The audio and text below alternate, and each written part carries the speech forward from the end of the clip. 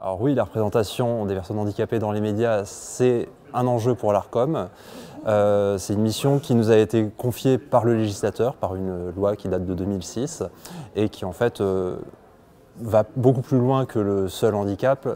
L'enjeu, c'est la représentation de la société française dans toute sa diversité. Et donc, évidemment, la représentation des personnes en situation de handicap. Et les pistes qu'on met en place, les actions qu'on met en œuvre pour essayer de répondre à cette problématique, c'est avant tout du droit souple. Parce que l'Arcom n'a pas la main sur la ligne éditoriale des chaînes, n'a pas la main sur les personnes que les chaînes invitent. Il y a un principe en France qui est la liberté de communication dont on est le garant. En revanche, pour essayer de faire progresser la représentation des personnes en situation de handicap dans les médias, on met en place du coup du droit souple.